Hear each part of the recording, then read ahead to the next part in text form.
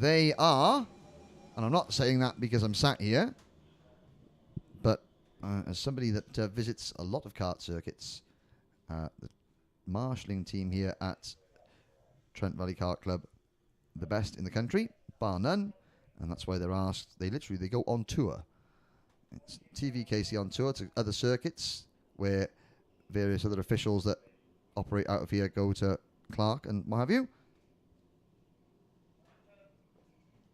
And of course, it is always worth reminding you that the boys and girls in orange and white and orange, as David Manchester is showing off there, are the most important people in racing, because if the marshals don't give up their time, you don't go racing. So, Cadet Honda, Heat 1 on circuit. It'll be Theo McCurris and Daniel Ginchard on the front row. Koskanerven and Oliver Behrman on row number 2. Lucas Ellingham and Alfie Rigby on row 3. Oliver Greenall and Joshua McLean on row 4. Harvey Charter and Arvid Lindblad on row 5.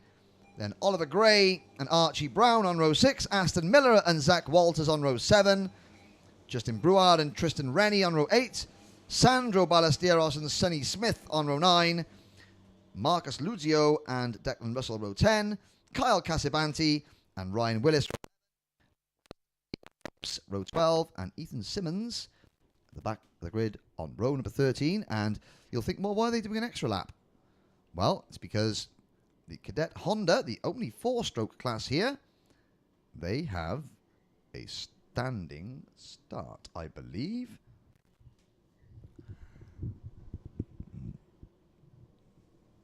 Well, we'll see. I'm assuming they do. They normally do. So the rest of the field are rolling starts. But this class, because if you put a 2-stroke engine and let it sit with the driver's foot on the brake for any longer than a few seconds, you'll find the clutch doing things that it shouldn't.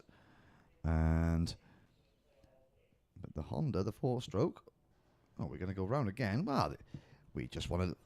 The Cadet Honda drivers are like, yeah, we just want our money's worth. Although, you have to say that there's obviously a reason why they are allowing these karts to have several rolling laps.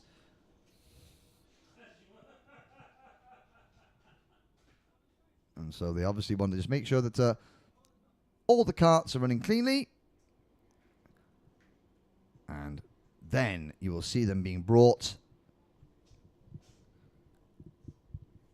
to a standstill. And the front of the grid.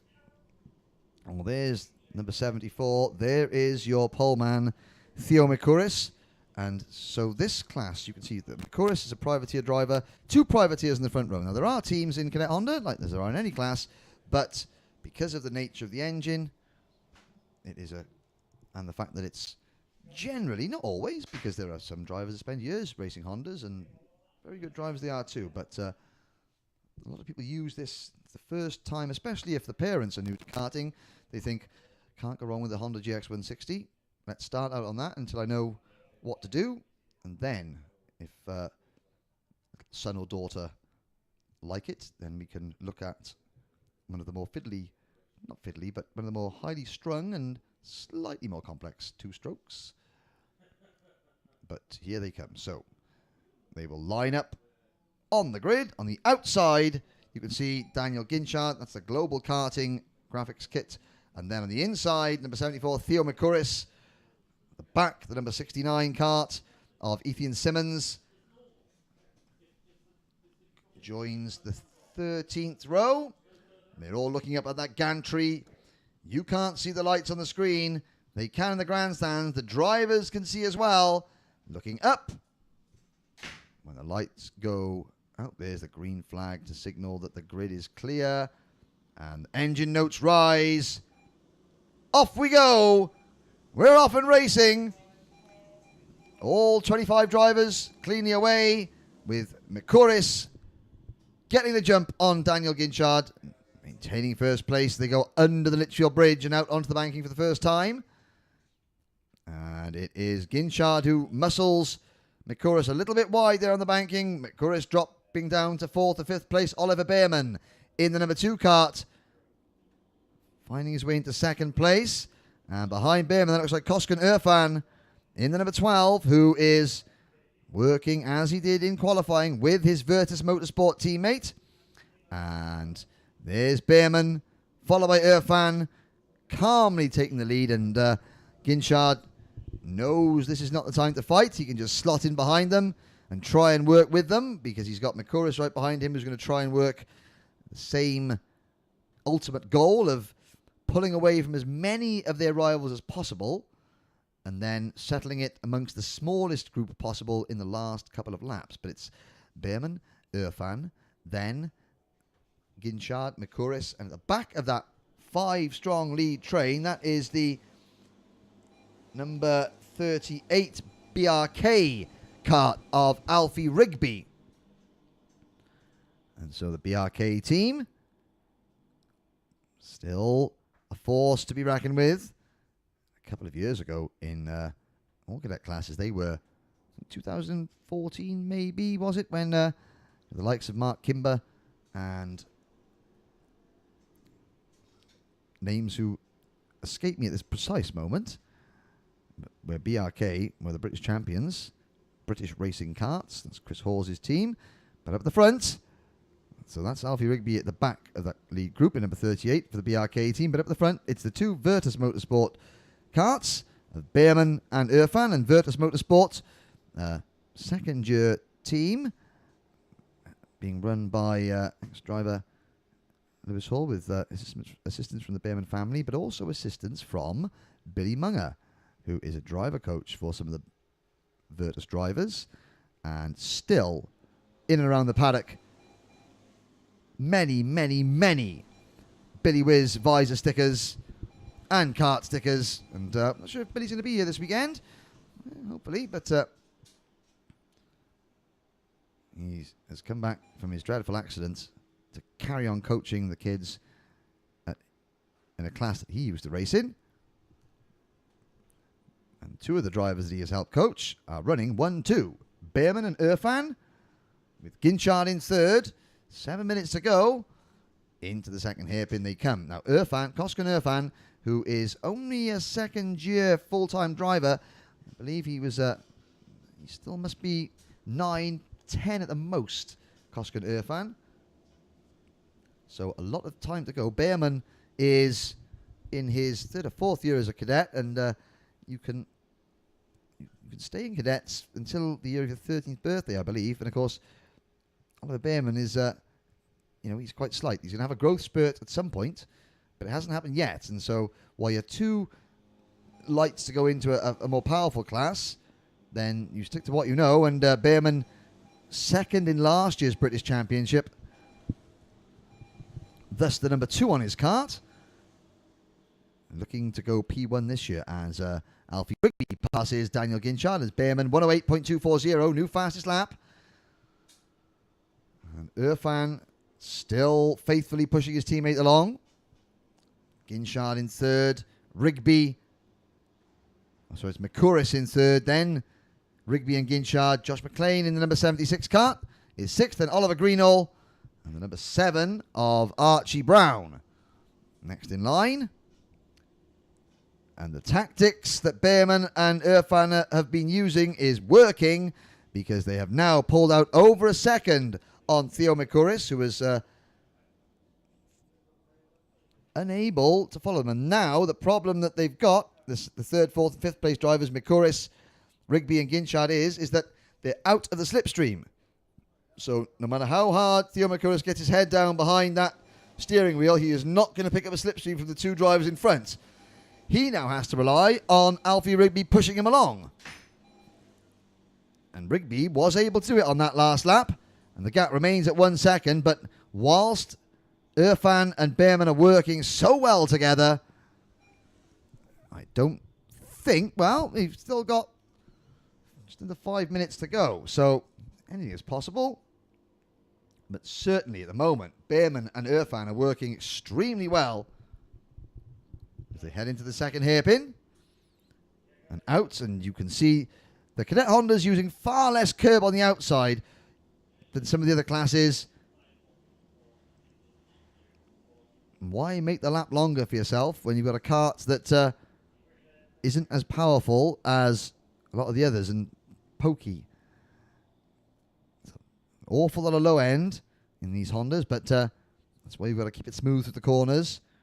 And that's a brilliant corner there from Koskan Irvin. He was literally resting on the rear bumper of his teammate all the way through that Mike Wilson complex.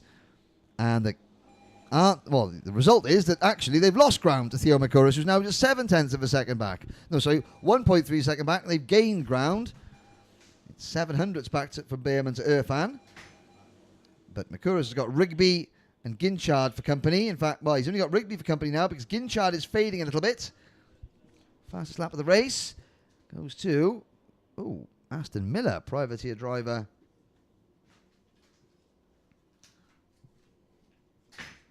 Who sets the fastest lap of the race. He's down in 14th position.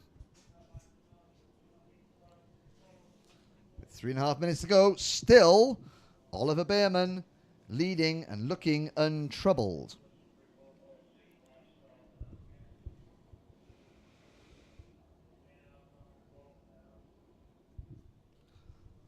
Through the Mike Wilson complex.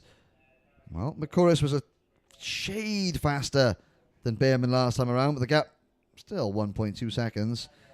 And the fact that Makuris is closing means that Alfie Rigby is particularly strong, and you can still see Rigby nose planted on the rear bumper of Makuris. And with these things with the nose cones and everything, you've got to be very, very careful when you are slipstreaming and drafting, that you don't bump the driver in front too much and not put your nose down. Makuris responding to Rigby's pressure by setting a new fastest lap, but the gap does grow to 1.4 seconds.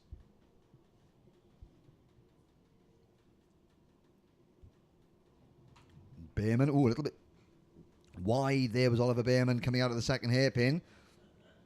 And Koskan Irfan takes advantage and just moves back up to the rear bumper to give Beerman a little push with 2 minutes to go.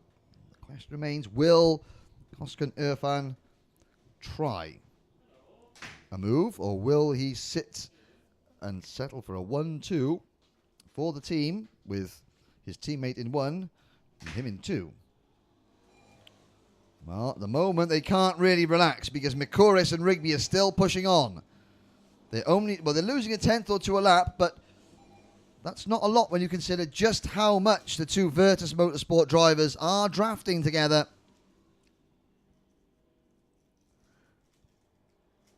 Down the hill. There's the first look over the shoulder from Oliver Beerman with 90 seconds to go. Now, does that mean that he is expecting Irfan to challenge? Or is that him just turning around to check that it is only Irfan, that he's not going to have a challenge? We will find out very shortly through hairpin number 2. Will Koskan Irfan have a little look? Well, Makuris and Rigby still pushing on. The gap is now 1.7 seconds. But you can lose 3 or 4 seconds, maybe even more, in a lap here at PFI if you are battling with another driver and not focusing on your racing lines. Less than a minute to go. On to the start-finish straight. Well, next time by, they will get the last lap board, that is for sure. Beerman being chased by Irfan. There's Makuris being pushed along by Rigby. There's a couple of marshals wandering over the circuit there, obviously waiting for the end of the race, for their flag signals to go out. Behind the top 4, McLean is 5th, then Archie Brown, Oliver Greenall, Daniel Ginchard has dropped to 8th. Lucas Ellingham has slipped to 9th, but a good drive from Sonny Smith. Now, see David Bellchambers from Next Gen Motorsport, who said I'll be speaking about Sonny quite a lot this weekend, and he's moved into the top 10. He's gained 8 places. Arvid Lindblad is 11th, then Zach Walters, Justin Brouard, Aston Miller, Harvey Charter, and Oliver Gray of the double duty drivers. And you can see Makuris and Rigby on screen. Of the double duty drivers, Arvin Lindblad is 11th. Koskan Irfan obviously in 2nd place. And is the best place for the double duty drivers. Alfie Rigby just pushing on Makuris. And now, as the last lap board comes out, Beerman begins to defend. Irfan forcing Beerman to the inside line. Will he go and defend under the bridge? No, Oliver Behrman doesn't defend under the bridge. They come through turn number 3. And still no move from Irfan. Or has there been? He thought about it. Into the first hairpin. Kosk and Irfan certainly looking aggressive. And Behrman checking over his shoulder tells me that he is expecting that possibly because Irfan doesn't make a move going into the first hairpin, which is where you'd expect the last lap lunge to begin. It doesn't always end at the first hairpin. Sometimes it ends at the Bobby Game corner when you dive up the inside going into that first hairpin. Irfan follows his teammate through the Mike Wilson complex now. And Oliver Behrman looking to turn that number 2 into a number 1, and the GP plate will cross the line to take the checkered flag. And Kosk and Irfan feigns a move there at the end, but it wasn't realistically on. Alfie Rigby in the number 38. He finishes in 3rd place. And then it was Theo Mikuris. And oh, that's good to see. A good sporting shake of the hands between the two teammates. I think they're probably thinking, oh, there you go, job done. So it's Behrman, Irfan, Rigby, Mikuris, McLean, Ginchard, Brown, Ellingham, Lindblad, and Sonny Smith rounding out the top 10. That concludes the opening Cadet Honda race. There will be a very, very short break while we regather our thoughts for race number 4, which will be Junior Rotax very shortly. So